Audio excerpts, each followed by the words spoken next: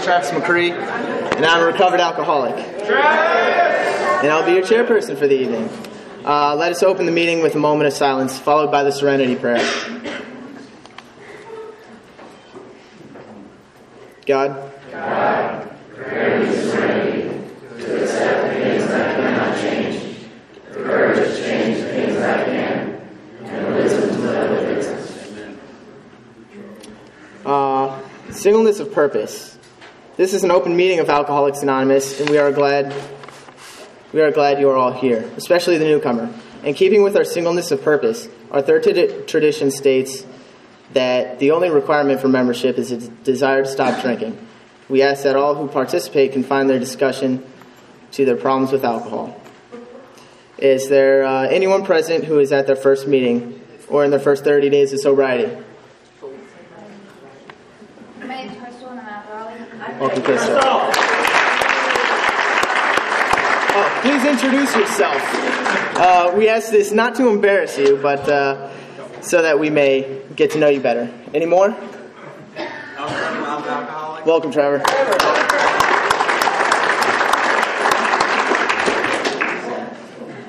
Anybody else? Is there anyone from out of town? Good. I asked Brian. Oh, hi, Kim.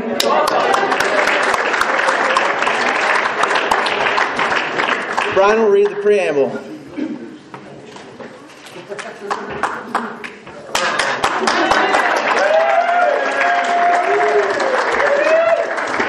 Where is it? I don't know, somewhere right here. Come on. I should know this. Inside cover.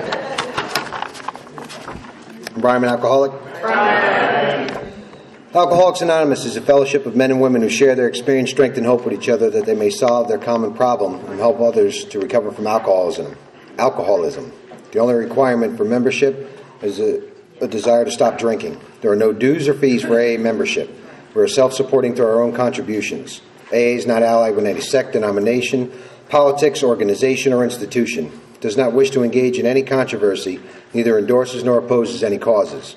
Our primary purpose is to stay sober and help other alcoholics to achieve sobriety. Thanks, Brian. All right, where'd my worksheet go? Here. Eric, I've asked Eric will now read the steps.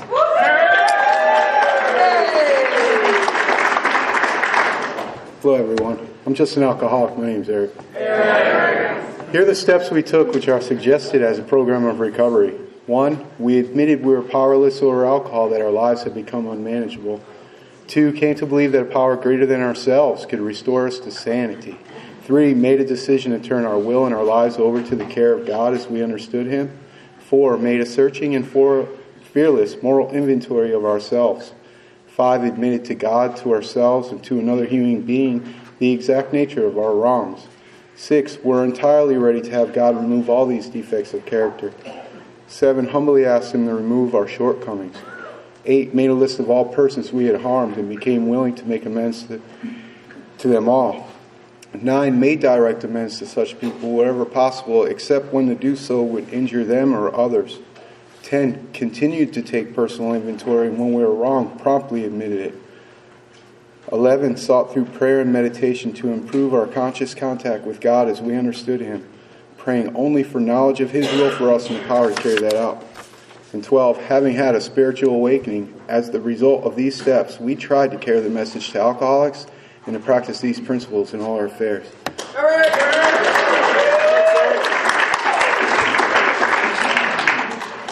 If you could please silence your cell phones at this time. Also, we ask that if you could please refrain from getting up and down during the speakers, but if you do, please do so quietly. If you are going to smoke, we ask you to please be away from any buildings. Please be respectful, as we are guests here at the church. Also, if you have any announcements between speakers, please see our group secretary. Secretary, please raise your hand. And we have Brooke here for our 10-minute speaker. Come up.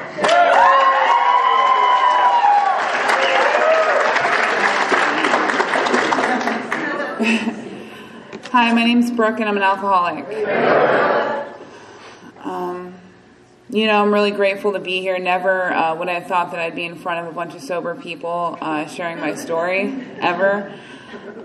It's really a great experience for me. I come from a long line of drunks and drug addicts. And growing up, I was the only girl in a family full of a bunch of Southern boys, and so we drank. That's what we did. I wanted to be just like them. They were older than me, so I did what they did because I wanted to feel part of. And, like I was relevant, and so I drank. And I remember my first drink was about 12 going on 13. We were drinking some beer, and we decided to get into my uncle's moonshine. And I was sick for days. But the sickest thing about that was that I loved it. That effect produced by alcohol was so strong for me. That feeling of being okay, being a part of, I sought that out for years to come. I was straight off to the races from there on, and my whole life up until I got sober was just this big cycle of trying to do whatever I could do to get that effect produced. And, over time, the drinking got worse, of course, pretty quickly. And it was well established pretty early that I was a whiskey drinker. I found that clear liquor made Brooke angry, and tequila made Brooke crazy. So I settled with whiskey. I thought that was a solution, and so I was a good drinker, and my life became really unmanageable really quickly.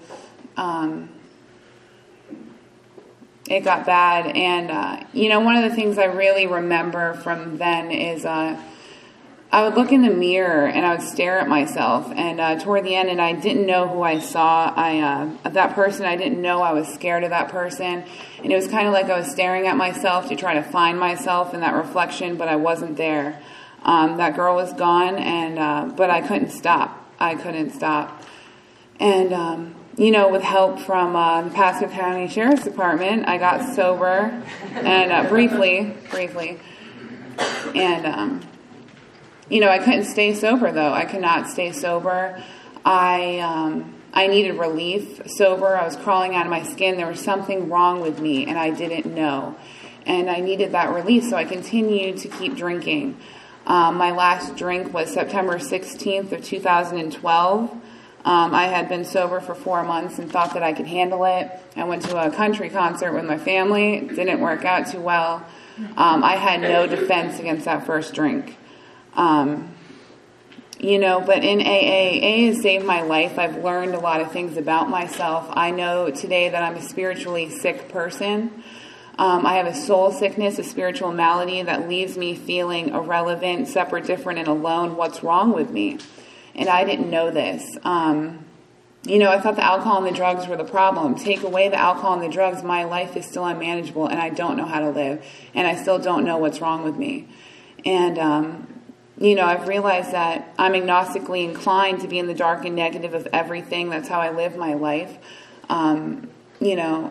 I'm spiritually sick, and home group, the steps, and sponsorship is what enables me to, connect with the needed power to live. Without that, I can't connect sober. And I just have learned some things about myself that I didn't know before. And, today I could take action in my life, on my own behalf to stay sober. And today I still don't know who I am, but I have a good idea. And the best part about it is that I get to learn who I am today. Before I would try to plug into guys or whatever I could, and just to get that feeling of relevance and that effect produced. And, every time it just left me a little bit more broken.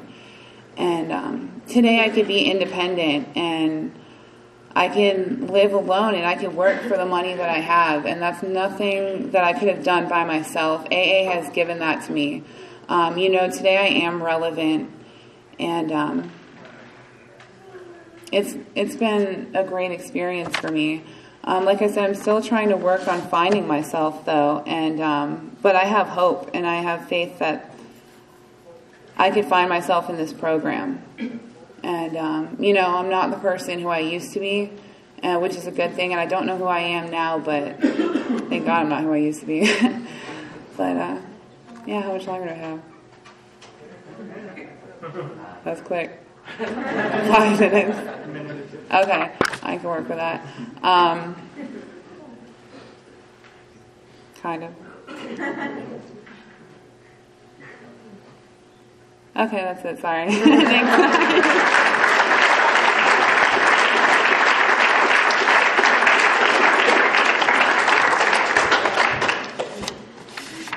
Oh, thank you, Brooke. Feel better? Okay, where are we at here?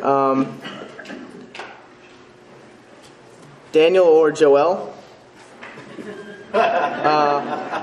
will now read the traditions. Oh, is that what that says? Joe H.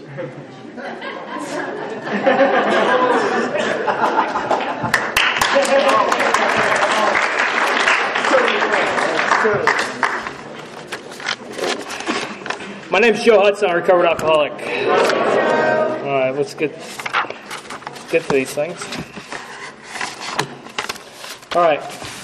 The 12 traditions. 1, our common welfare should come first. Personal recovery depends upon AA unity. 2, for our group purpose, there is but one ultimate authority, a loving God as he may express himself in our group conscience. Our leaders are but trusted servants. They do not govern. 3, the only requirement for AA membership is a desire to stop drinking. 4, each group should be autonomous except in matters affecting other groups or AA as a whole. 5, each group has but one primary purpose, to carry its message to the alcoholic who still suffers. 6, an AA group ought never endorse, finance, or lend the AA name to any related facility or outside enterprise, lest problems of money, property, and prestige divert us from our primary purpose. 7, every AA group ought to be fully self-supporting, declining outside contributions. 8, Alcoholics Anonymous should remain forever non-professional, but our service centers may employ special workers. 9, AA as such ought never be organized, but we may create service boards or committees directly responsible to those they serve. 10, Alcoholics Anonymous has no opinion on outside issues, hence the AA name ought never be drawn into public controversy. 11, our public relations policy is based on attraction rather than promotion. We need to always maintain personal anonymity at the level of press, radio, and films. And 12, anonymity is a spiritual foundation of all our traditions, ever reminding us to place principles before personalities. Thanks, Joe. Brad will now do the chips. Brad!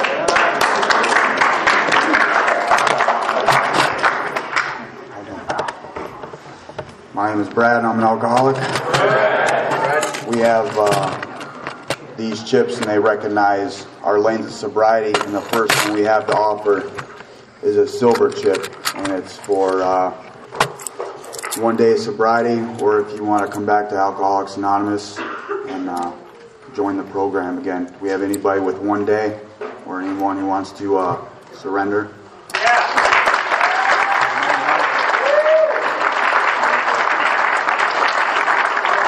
Alice Crystal, we have any more? 1 day? Okay. The next chip we have is for 1 month. We have anybody with 1 month of sobriety?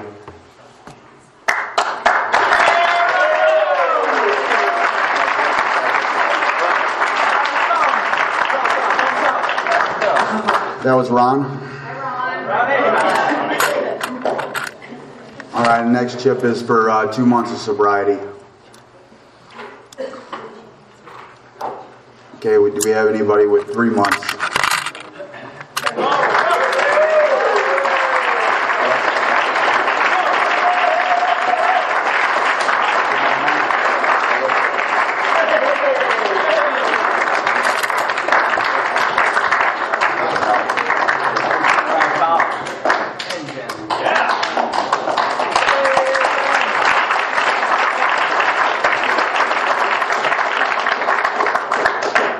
That was Jennifer, Alyssa, Kristen, and Broken Tom. Okay, our next chip we have is for 6 months. Do we have anybody with 6 months?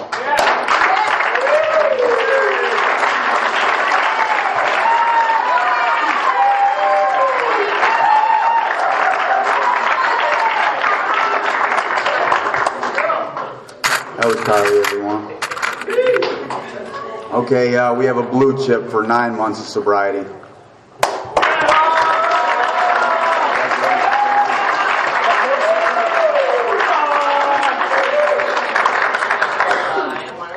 Yes, that was Dawn.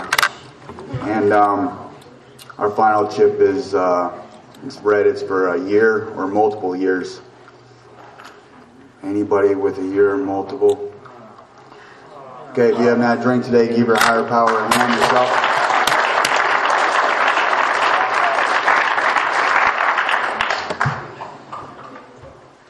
All right, Dawn, congratulations with the 9 months. You want to come up here and tell us a little about yourself?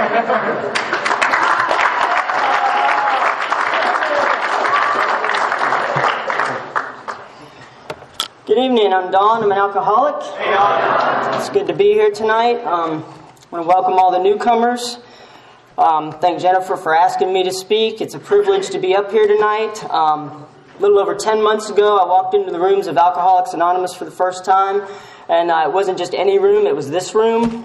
This was my very first meeting, and I was absolutely broken when I walked in here. And if you had told me that I would be up here 10 months from that night speaking, and that I would even have a message to share, I'd have sworn you were all still drinking. But here I am, and that's a testament in itself to the power of this program. I pulled up here that night, and a couple things stood out for me. The first, when I pulled into the parking lot, there was everybody standing around outside, and they were laughing and talking, and, they were dressed nicely. The guys are in shirts and ties, and my first impression was of a bunch of happy, successful people, and I didn't think I belonged here. I thought that maybe this was the meeting that you went to after you graduated from the meeting I was supposed to be at. But I came in, and, I went and got coffee, because that's what everybody else was doing, and I just wanted to blend in. And I sat down about, a little closer than midway up, because the guy on the hotline told me that losers sat in the back, and I'd been called that enough that week. So I came in, and, I started listening to the speaker, and, I didn't think I was going to get anything out of this. I didn't think that you guys had anything to tell me, or that you guys, knew how I was feeling right then. But, listening to that speaker, I started to identify, and I looked around the room, and I looked at all of y'all, and you look like a bunch of bobbleheads out there. Everybody's just nodding, and you were all identifying, and, I felt some hope that night that, if all of you guys knew how I felt right then, and you could get to where you were right now, that maybe I could too. And, the second thing that I took away from that meeting, when I sat down, a woman, a total stranger, came up, and she sat down beside me, and she talked to me, and asked if it was my first meeting, and I said yes, and asked how long I'd been sober, and I said, 2.5, 3 weeks. And she sat with me that whole night, and she kind of, told me some things. When they gave out the chips, and they offered that silver chip, she told me to go get it, and I said, oh no, I've got 3 weeks, and she said, go get the chip. So I did, and, but she stayed with me, and she got me some phone numbers at the end of the meeting. And, I came back that next Friday because I'm a self-centered approval seeker. And I was pretty sure that she would be there next Friday, and she would be looking for me, and she would be terribly disappointed if I wasn't there. So I came back. But, the point is I did come back. And I came back because somebody had taken the time to reach out a hand to me. And, that made all the difference between, me coming back or not. My sobriety date is March 17th, 2012. I have a home group, I have a sponsor, she has a sponsor, and I sponsor others. My drinking career spanned 28 years. I started when I was 12, I finished up when I was 40.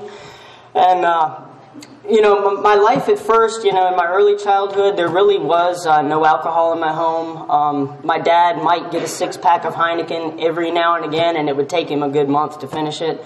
So there really wasn't, any drinking then. But when I was 7, my parents divorced. And that was the first time I really noticed that there was something a little different about me. I have a sister. She's a year younger than I am. And when they divorced, she just kind of went on about her little 6-year-old life. She was still, had her little friends over, and she was doing okay in school, and she really didn't miss a beat. But I had been Daddy's little girl, and when he was home from work, we were together all the time. He taught me to whittle. We went for walks in the woods. He taught me how to box. I beat up my first little boy when I was in kindergarten, just because I wanted to see if the stuff he taught me worked. There was no reason for it. So that wasn't quite right. But, when he left, I wasn't able to pick up and go on like she did. That's when I first realized I really didn't have any friends. I didn't know how to make friends. I just didn't know how to do this thing. I was that kid then that was, I would be on the playground and I'm watching the other kids play and I'm standing there by myself and, I'm wishing desperately that somebody would notice me and come ask me to play. But at the same time, I didn't want them to. I was scared for them to because I didn't know what to say to them. So, that's how I was. I guess when I was about 9, my mom started to date again and she started to date this guy. He was a party guy, and we went to a pool party at his house, and when it was over, a couple of her friends came to get my sister and I, and they put us in the car and they went back in, and they came out with my mom slung over their shoulders. She couldn't walk, she couldn't hold her head up, she was wasted, and we had never seen anybody drunk before, let alone our own mom. We didn't even really know what drunk was, but I thought that might be it. And we were scared to death, we were crying and didn't know what was going on. And that's how she drank from that night on. 3 to 5 nights a week, she was just incoherently drunk. I remember we would go to some friends around the block. We'd walk there, and they were our friends. We'd play with the kids, and she hung out with the parents. The dad was in the Navy. They were big drinkers, but I never really noticed them being drunk because they had that tolerance thing going on. But she would leave there, and I would have to sort of steer her home up the street. And, after a couple of years of that, the fear that I felt turned into anger and resentment and just disgust. I couldn't stand her, and I let her know. It started a lot of verbal arguments. Eventually, they got physical. Till I guess I was about 12, I figured out that I was big enough to hit back. And I did, and knocked her down, and she pretty much left me alone after that.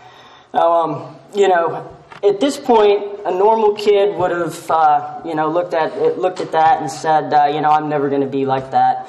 But I didn't. I looked at it and I said, well, I'm going to show you, And the plan was I was going to get good and drunk, and I was going to show her how it looked and how it felt to see somebody that you love act like that, and she would quit and go back to being the block mom and everything would be fine.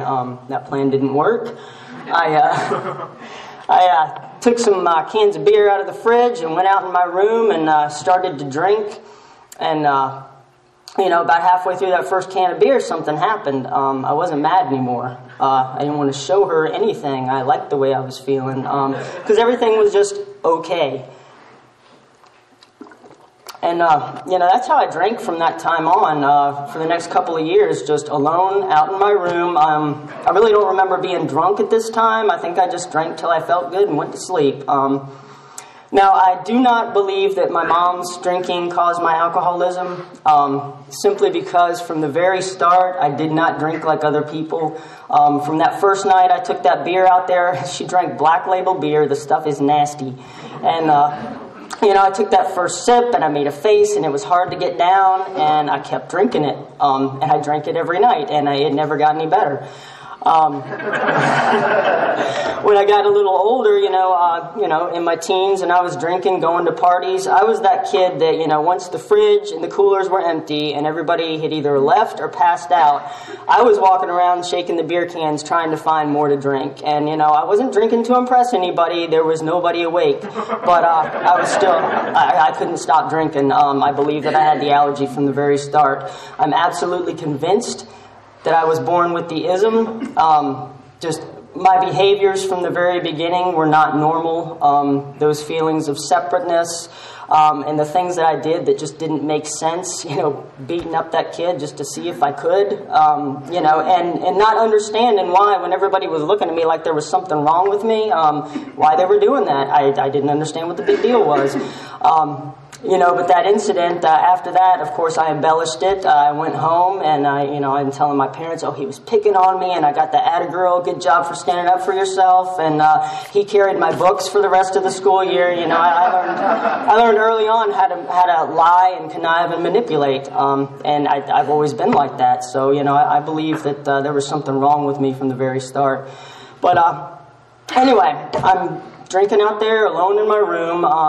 I was able to straighten up when I got into high school for a little while. I didn't drink quite as much. I'd gotten into the ROTC program and participated in all the extracurricular activities there, the athletic team, drill team, rifle team and stuff, and I excelled at all of them. And for a little while I had I had that feeling of accomplishment, of belonging. I had that structure, order, and discipline, and I was able to hold it together for a little while. But when I was 16, I was involved in a car accident. I was driving. There were no drugs or alcohol involved, but just teenage arrogance, recklessness.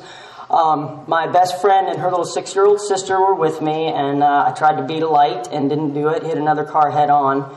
And the sister and I walked away, but my friend was on life support for 6 days before they pulled the plug. And I lied about the accident. I swore up and down I had the green arrow. Didn't even occur to me that I was implicating the other guy in some possible criminal charges. I didn't even think about criminal charges. I just didn't want anybody to think it was my fault. So after this, most of my friends blamed me, and rightly so. And even the few that stuck around and tried to support me, I didn't want anything to do with. I was hurt. I was angry. I pushed them away. I pushed my family away. I was feeling sorry for myself. And I blamed that accident for a really long time for my alcoholism, even up until a couple of months after I was in this program. But what I've come to realize now is that accident didn't cause anything. Nothing that happened to me in my childhood caused any of this. I simply used that as an excuse to justify doing exactly what I wanted to do, exactly what I felt like doing. I could drink, drug, and treat you however I wanted to treat you, and use that as an excuse because, oh, this happened to me, and what do you expect? And the thing about that is, once I realized that I was using that, I couldn't use it anymore, and I was able to start getting free of it. So, but anyway, I didn't know all this at the time. I'm 16, I'm angry, and I'm hurt, and at this time I was working at a steakhouse, and it was that place where all the popular kids at school worked. The football players were in the back cooking, and the jocks and the cheerleaders are out front serving, all those people that I didn't belong with. And they would get cases of beer every night and hang out in the parking lot and drink. And they had asked me to join them a couple times. My perception is nobody wanted me around, but they asked me to join them. I just wouldn't do it because I was scared of them. But, I knew from previous experience that alcohol made bad feelings go away. And so the next time they asked, I said yes. And that was the night that I discovered the really magical thing about alcohol, the thing that I chased all my life. Brooke mentioned the effect produced, and that's what I found that night. When I drank with all these people that I was intimidated by, all of a sudden I was just as smart, just as funny, just as interesting as they were. They wanted to be around me. They wanted to talk to me, and that felt great. For the first time in my life, I felt normal. I felt like I was okay. And, that was why I drank. I never really liked the feeling of being drunk. It was just an unfortunate side effect of getting that effect produced. As was later on, the jail time, the broken relationships, the lost jobs. I would do anything for that feeling of being normal. Drank like that for a few years. I got old enough to go into the bars, and the drinking really took off. I would not make it home for 3 or 4 nights at a time. I just crashed on whoever's couch I was partying with last, whoever's bed. I would lose my truck for days at a time until somebody would call me and tell me, what bar they saw it at, and I'd go pick it up. And I didn't think anything of this, My friends thought it was funny. I thought it was funny. This was just normal to me. This was what we did. But my bosses and my coworkers and my family were starting to notice. There were days when I would watch the sun come up from a bar stool and then go into work with that same dirty, wrinkled uniform that I'd had on the night before, or 2 nights before. And, they were starting to comment that maybe there was a problem. And I thought maybe they might be right. I blamed, but, I wasn't even looking at the alcohol. I knew I was partying too much, but I thought it was because, I hated my job. They asked too much of me. My family's on my back, the accident, blah, blah, blah. Everything around me was causing me to drink that way. And so I thought if I could just get out of there, they say change people, places, and things, I would be okay. So I tried the first of many geographical cures. I took off to Europe. I thought that if I could find, I'd find like a quaint little town and get a cool little job, all that little romantic stuff, and I'd live happily ever after. That didn't work. I drank my way from Scotland to Istanbul, Turkey, and I had a lot of fun. I saw a lot of cool things, but I did not get straightened out. So before I drank all my money away, I came back to the States. And then it was just a series of trying to fix myself. I moved, first it was North Carolina, then it was Georgia, where I picked up my first DUI. Texas, I picked up a couple of felonies. And then Florida, where I picked up my second and eventually my third DUI. At this time, the state kind of decided that I need a little therapy. So I started going to outpatient therapy, and they told me that I was drinking to fill a void. They told me that if I would just start change all the negative things in my life to positive things, that I would be okay. That I needed to set some positive goals and work towards them, and then when I got there, I could quit drinking because the void would be filled, and I thought that sounded pretty good. I felt all warm and fuzzy when I was in these sessions. I'm telling them how I feel, and they're telling me, yeah, it'll be okay, and just do this and you'll be fine. But, it didn't work for me. I eventually did end up with a lot of those positive things that I wanted to work for, the house, the relationship, the good job, the nice vacations. And it didn't help. I couldn't quit. Now, usually when I tell my story, I talk about this was when my morning drinking started, but I realized this week that wasn't so. My morning drinking started years and years before that. It was just, this was the first time that I really noticed that it was a problem, because this was the first time I had to hide it. Up until then, I was drinking in the mornings with my roommates. We're going to work. Everybody is drinking the beer on the lunch break, so it was just a normal thing. But, at this point I was in a relationship, and we both drank, but I was a little bit worse, and I didn't want my partner to know how much worse.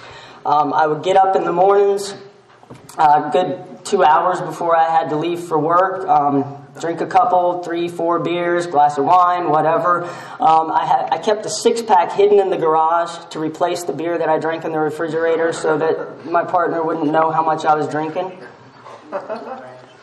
The empties went over the fence. The house was abandoned. There was a privacy fence, but and that's what I did. I kept a 6-pack in the truck so that I could hit it on my lunch break. Because by the time 12 o'clock rolled around, I was starting to get shaky and nervous again, and had to do something to quiet that. It didn't matter to me at this point that the beer was hot. I just needed the alcohol. There were many times I'd drink some, get sick, and drink some more, then go back to work. And then I'd get home and start my normal drinking. I was a blackout drinker from the very beginning. But now that there was somebody around to see that, I found out just how bad the blackouts were. I would get extremely violent during these episodes. I never touched anybody, but I would get up the next morning, pictures would be torn off the walls, furniture everywhere, things broken, and getting that look from my partner like, what is wrong with you, just fear and disgust. One morning, finally, I woke up. It was the one morning that I was too drunk to go into work, and I knew that I had to stop. I knew it was the alcohol. I knew that I couldn't do it on my own. So it was too early to call anybody, and by the time it was late enough and I managed to find a counselor that could take me the next day, I managed to convince myself that there was something wrong with me up here, Maybe I was a little bit crazy, a little bit bipolar or whatever. I told her that I had anger issues. So she saw me and I went in there and, that's what I'm thinking, that I'm going to go in there and I'm going to get a diagnosis. They're going to give me a pill and I'm going to get fixed. And she started asking about alcoholism, if there was a history of it in my family. And I said, no. I didn't want to throw my mom under the bus. She asked me about my own drinking, and I told her that I was a social drinker. Just didn't tell her how social I was. So she kind of bypassed all that. I did tell her that usually when this stuff happened, I was drinking Belgian Abbey ales, and if you know anything about those, they're very high in alcohol content, and they're very high in sugar content. They're sweet, syrupy. So then she says, well, what about diabetes? Is there a history of that in your family? And I said, why, yes, there is. And so she went with that. And she said that would explain the blackouts, that would explain the violent behavior during them. And I was like, yeah. So, I went in there thinking I was a little crazy and I was going to get a pill. I came out of there thinking maybe I had diabetes and I was just going to have to take shots. And I was okay with both of those. I was willing to entertain any and every possibility other than the alcohol. I was protecting that very thing that was destroying my life. I didn't know it then. I didn't realize it. But alcohol was my solution to what was going on with me. But came out of there, went home. At this point, not long after that, my stuff got moved into the spare room. Things weren't going so well, and I was able to stop drinking then. I stopped for 2 weeks, and I thought, well, gosh, why didn't I do this before? This really isn't so bad. I can do this, and I thought I was okay. I thought, apparently I don't have a drinking problem after all. But 2 weeks of that, and things still weren't any better at home, so I thought I needed a higher card to play. And that's when I decided, I'll go to Alcoholics Anonymous, just to prove that I was serious about quitting drinking. Up until not long before that, I really didn't know anything about Alcoholics Anonymous. I heard a speaker here not long ago say that everybody has an angel in their life, that person that pointed them towards AA. And I met mine in Peru last December. It was an old guy. I had just come down from Machu Picchu, and we got to talking. And he was telling me that he had backpacked from Southern California through Mexico, Central America, and now he was doing South America. And he was telling me that he had done all of this and spent hardly nothing. And everywhere he went, people just, they fed him, they took him into their homes, and I'm thinking, I asked him, I said, how did you do that? When I was in Europe, that happened to me a couple of times, but not every night. And he said, well, I'm in AA, and everywhere I go, I go to a meeting, and when I introduce myself and tell people what I'm doing, they take me in. And I thought, what a weird little organization that I can just show up and say I'm in your club and you're going to take me into your house with your family. So my little conniving mind, I'm thinking, well, I like to travel and I'm always broke. Maybe I should join AA. And I had it figured out. I would just travel, find a place to stay, go do my drinking, and then slip back in and go to sleep. Which sounds ridiculous, but that idea stayed with me. And if I hadn't have met that guy, I don't think that I would have known where to go when my life fell apart. And that's how I ended up here. I came into AA, and even though I was just doing it to prove I was serious about quitting drinking, that first meeting I started to identify, and I thought, well, maybe I do have a problem. So I did all the things that they told me to do, right off the bat. I was going to, 2 and sometimes 3 meetings a day when I could manage it. I asked somebody to be my sponsor. She gave me the literature. I was reading it every day, and I wasn't drinking, but I wasn't getting any better. The depression and the anxiety were through the roof. I was just going out of my mind, and I thought, well, AA doesn't work for me. I needed relief, and I went out and drank again. And that relapse lasted, I guess, about 2.5 weeks, and, they're not kidding when they say it gets worse. I was in a blackout every night. I would leave my house, cross 19 on foot, because I wasn't driving, and I would wake up back in my house. So I was going to the bar, blacking out, and then crossing 19 in a blackout every night. I don't know how I didn't get hit. But at the end of that blackout, or the end of that relapse, I was sitting in the middle of my living room floor, and I was bawling my eyes out. I was drunk, and I didn't want to kill myself because that would have required action on my part, and I didn't have anything left in me. I just wanted to sit there and disappear. I remember I cried out that night, please help me. And I don't know what I was talking to, but for the first time in my life, I really meant it because I was done. And it was funny, the phone rang literally 5 minutes, it seemed like 5 minutes later. I was drunk, I don't know. But it was my dad, and he and I had not been particularly close. He did not know anything that was going on in my personal life. He didn't even know I had a drinking problem because he was not on my drunk dial list. But he called, and he asked me how I was doing, and I just unloaded. Told him everything, told him that I was an alcoholic, told him I couldn't stop, told him what a hypocrite I was because I was still going to meetings and then I was going out drinking after that. And he talked to me for a couple of hours, and he asked if he could pray with me, and I let him, which I'd never let him do before. He's a chaplain, and the whole religious thing drove me nuts, but I let him do it that night.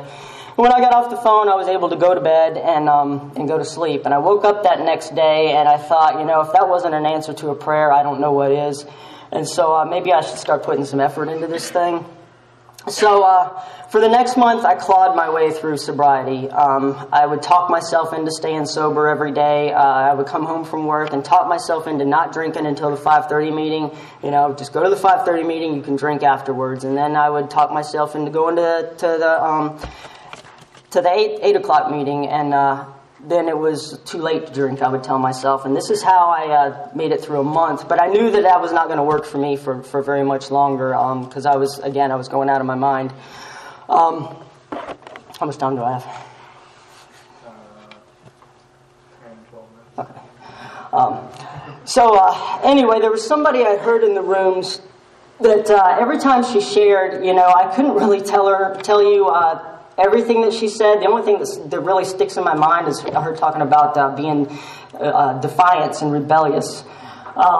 But something about what she said, every time I thought, that's who I need. That's who I need to sponsor me. And, every time she raised her hand at the end of the meeting to sponsor, I thought, well, I'll ask her next time. And I kept doing that. Until one night, I heard her share it. I thought, I got to talk to this woman. And but by the time we got done with the Lord's Prayer, I'd done it again. Well, next time. But I thought to myself, man, God, please let her see that I need her.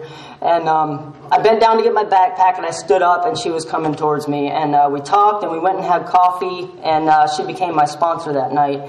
And 2 things happened for me that night. One, the obsession to drink was lifted.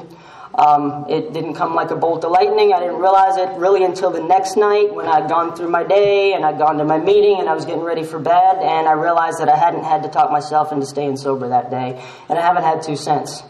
The second thing that happened was when she shared her story with me and some of the things that she had learned, I completely identified, and everything in my life made sense then. Not just the drinking part, but everything clear back to that little kid on the playground going, play with me, stay away. All the erratic mood swings that I had, they made sense. I could be on top of the world one minute and down in the abyss the next for something little or for no apparent reason at all. Like I said, I thought most of my adult life that I was maybe bipolar. That's not the case. I just have untreated alcoholism. I am sick, but not up here. There's nothing wrong up here. I'm sick down in my soul where, pills and therapy can't touch it. I have a spiritual malady, like Brooke mentioned. It's just simply my inability to connect to a higher power, and this thing twists my thoughts, feelings, and emotions, and I view the entire world through that sickness. I'm delusional. I think I'm separate, different, and alone. I don't fit in anywhere. I'm irrelevant and purposeless, and everybody is out to get me. And I live my life according to those ideas. I hide. I don't want you to see me because I don't know what it is you're going to see. But I think it's probably not very pretty. So I do all this stuff to try and make myself look okay. I'm maladjusted to life based on actions I take or fail to take. I try to either control people and make them into what I want so that I can be okay, or I will allow them to control me so that I can get their approval, and again, I'll be okay. I surround myself with all the trappings of a normal life, the material things, the house, the car, the job, blah, blah, blah, so that I'll look okay on the outside. And, even my attitude, I remember walking into bars, walking into work, walking into places, and just being loud and laughing and talking to everybody. Inside I'm absolutely dying, but, I'm putting on this blustery front so that it doesn't look like anything's wrong, because I don't want anybody to ask me if there's anything wrong, because there is, but I don't know what. But none of that worked. All of my best ideas, I relied on my best ideas to try and fix myself, and it failed me utterly. I have a spiritual disease, and for that I need a spiritual solution. And AA practice as a way of life is that solution. The 12 steps, a design for living, they tell me how to clean up the wreckage of my past and how hopefully not to create any more. That home group, in learning how to suit up and show up for my home group and keep commitments there, I'm learning how to suit up and show up for life, and my life is becoming manageable.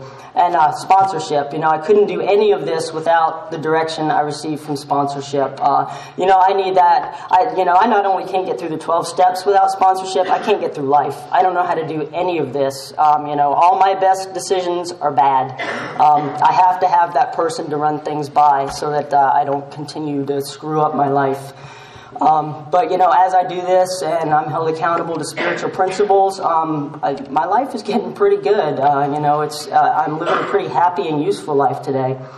The blessings that Alcoholics Anonymous has given me are too numerous for me to list. Suffice it to say that most of or all of the promises, to some degree or another, have come true for me, and I have hope that it'll get even better. But, the two biggest things that I've gotten from this program is a sense of purpose and hope. I went through my whole life, even when I've done a lot of cool stuff and I've had a lot of fun. But at the end of everything that I've ever done, I thought, for what? What is this all about? I didn't feel like there was a reason for me to be here. I would compare myself to successful people, and I would always come up short. My little sister, she got out of she's normal, by the way. She doesn't have this thing, but she knew how to do life. She got out of school. She worked 2 jobs to put herself through college. She graduated from nursing school. She made she put in a lot of time and effort, made a lot of sacrifices, and suffered a lot to get where she is. 2 kids, a couple $1 million home, and a husband, and. I would look at her and I would look at me and I would just think, loser. But coming into this program, the Big Book tells us that, as an alcoholic, I'm uniquely qualified to help other alcoholics. And, coming into this program, I started to see that, I put a lot of time, effort, suffering, and sacrifice into what I learned too. And like her, I can use that to help people. Where medicine and psychiatry and religion have failed to find a solution to alcoholism, a couple of drunks found it. And I love my sponsor. I believe that my sponsor saved my life. And to be able to give to others what I was so freely given, and give them that opportunity to do the same thing. They might not take it, but I can put it out there. I can't think of a greater purpose than that for a drunk. And hope. I spent 40 years wrecking my life. Relationships that I built up and destroyed, opportunities that were never taken or that I took but failed at because I just tried half-heartedly. I didn't put anything into it. Both of those I tried to either control things too much or I didn't try hard enough, because deep down inside I don't believe anything's going to work out for me. I don't have to do that anymore. I can still go there. I am agnostically inclined. I am dark and negative, and I doubt everything. It really doesn't matter how much you reassure me. I don't believe you. But, once I finally got that's how I am, I came to believe that is my nature, and I quit trying to fix it by outside things. Things are starting to get better.